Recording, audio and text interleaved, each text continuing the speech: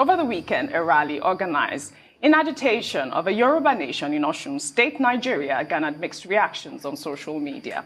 The rally was led by Sunday Adeyemo, popularly known as Sunday Igboho, who declared that there will be no election in the Southwest until the emergence of a Yoruba Nation. The activist went on to say that Southwest governors have backed their demand for a Yoruba Nation, but have not openly showed their support out of fear that the federal government might stall their allocation.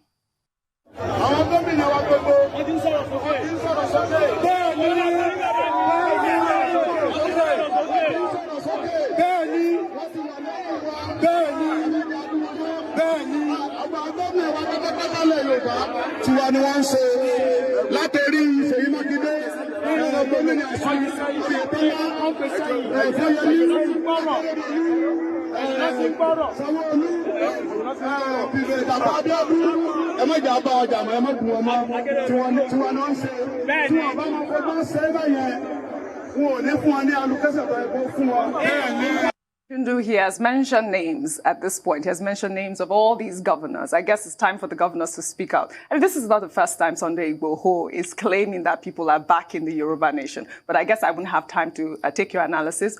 Tundu, I would love your analysis on Sunday Igboho's declaration of the governors that he mentioned, saying that they're in support of the Yoruba Nation.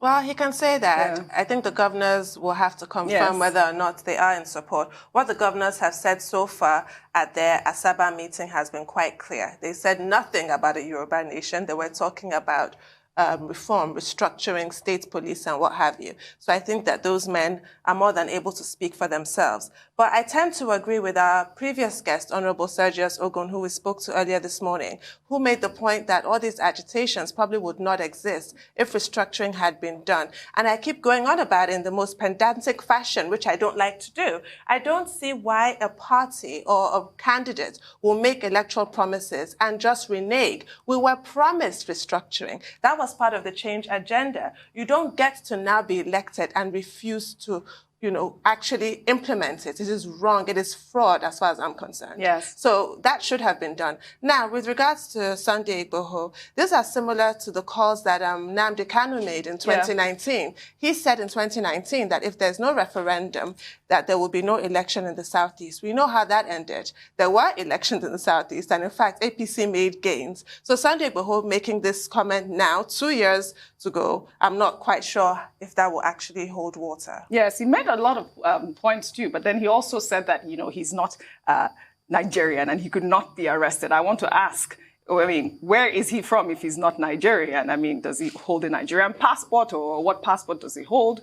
His children, who are they if he's not Nigerian at this point? Okay, let's put it like this. Sunday Igboho, Chief Sunday Adeyemo, made a number of claims. One, which you and Tundu have dealt with, to the effect that all the governors of the Southwest are behind the push for secession by the Yoruba Nation. Well, and he said that those governors cannot come forward because they may be denied their allocation by Abuja. Well, for the benefit of Chief Igboho's information, the federal government cannot deny any state the due allocation under Section 162 of the Constitution, the 1999 Constitution of Nigeria. The Obasanjo administration tried it against the Lagos State. And that is the issue that was determined in AG Lagos State versus AG Federation, that the federal government cannot derogate away from the spirit and letter of Section 162 of the Constitution. So if the governors are supporting secession, it is up to them to come out and say, this is the position that we have also taken as governors of the southwest part of Nigeria. But until they do that, we only have Chief Sunday Adeyemo say so in that regard. He also said that all the monarchs are in support of Yoruba secession, where some of the monarchs in Yoruba land have come forward to say no, they are not part of secession. Afenifere in particular and some other Yoruba leaders, Yoruba Council of Elders, they are not in support of secession. So on the issue of, the future of the Yoruba nation within the Nigerian Federation, there is one major meeting point, which is that People are not happy with what is going on in Nigeria. And it's not just the Yoruba. People in other parts of the country are also expressing dissatisfaction, not just with the Nigerian arrangement or federation, but also the performance of the present administration. But in terms of what to do, there are different reactions. Yes, Article 20 of the African Human and People's Rights talks about the right to self-determination. There's a right to self-determination. And there are people who are saying, if that self-determination is not possible inside Nigeria, then it will be possible outside Nigeria. That's the extreme, negotiating point that is coming up. But how do a group of persons, 4 or 5 persons, on behalf of a whole race, then decide that Yoruba people must leave? So what is the option? A referendum? A plebiscite? Now, but the Nigerian constitution does not create room for a referendum. It does not. The framers of the constitution have not put a plebiscite in that constitution, because a referendum or a plebiscite will be a revolutionary option. It will be an extra constitutional option. Okay, so these are the issues that we all need to worry about. But all of this, what it points attention to is that, one, there are many people who are unhappy with Nigeria, who want to see a new Nigeria, who want Nigeria to be redeemed, and who are putting pressure on the government of Nigeria to redeem the country and to create that new Nigeria that they seek. And they are saying, if it is not possible, they would rather go to thy tents, O Israel. So the government should see all of these agitations as a wake-up call. Earlier on this program this morning, I talked about people expressing concern about whether even the 2023 general elections can take place. This is an indication, because one of the points made by Igboho is that in 2023, nobody will be allowed to run for elective office in the southwest of Nigeria. Now, that's clearly a slide into anarchy. Correct. Whether in the southwest or in the southeast. How can you even decide for other people? The Buhari government will still have to resolve this, this insecurity challenge, and the urgency of it is the urgency of now. Well said. Rufai, I'll take our final story so you can comment on it. Our final story is on reactions trailing the decision of the Meeti Allah Cattle Breeders Association of Nigeria, which over the weekend instructed Fulani herdsmen to vacate the southwest after 17 southern state governors decided to ban open grazing in the region. The chairman of the Bauchi state chapter of the association said the move by the southern governors was to frustrate their business and also turn people against herders. I mean, I don't know how that is possible, Rufai. I mean, the nuisance value of open grazing has been a big topic. Even before the southern governors decided to ban open grazing, the governor of Kano State had already said that. I'll take a quick tweet before you react from a Dominic who wrote, North has 65% of the landmass, 75% of the irrigation system. The Sambisa and the Kaduna forest put together is more than half of the southeast region. But the wasteful northern elites fail to harness such great potentials to the development of the north. Your reaction?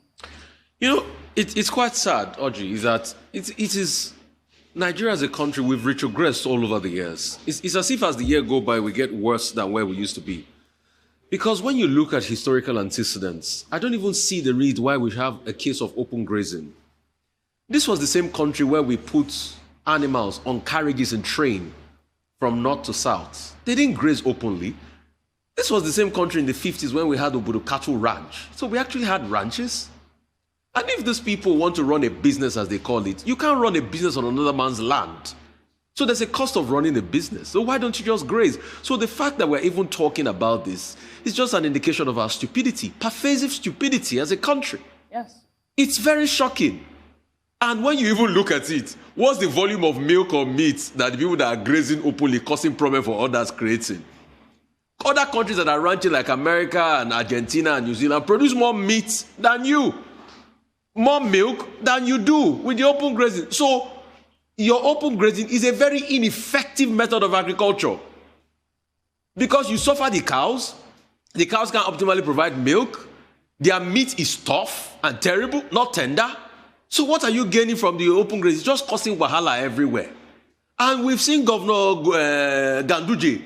He's even put up a big expanse of land for you. Come and ranch your cattle so that you can take care of animals properly. I mean, there's a science to everything. So the fact that we're even talking about open grazing, anyway, you know there's a political undertone to all of this, is the fact that we have retrogressed. How did a nation that celebrates building Obutu Cattle Ranch, have we forgotten why it's called Obutu Cattle Ranch? Because it's a ranch for cattle. Why can a nation that had carriages, for cattle, that you actually transport them in train down to the south, all of a sudden become a nation where cattle graze everywhere, they're on the highway? Before you know it, cattle will even enter National Assembly and be sitting and be taking plenary session and be talking to our lawmakers if cattle are not even making laws. So how come do we have a nation like that all of a sudden? And in the 21st century, our major concern is open grazing. Unbelievable. In the French, where people are using various forms of modern agriculture. Well said, Rufai. Well, anyway, I'm sorry, that's all I have for you guys on What's Trending today. I will see you tomorrow. Just to make the point that the Bauchi chairman of Magban, Miyetti Allah, I don't think he was speaking for the group when he says that the Fulani should leave the southwest. He probably was speaking for himself. For himself. Yeah. Anyway, thank you very much.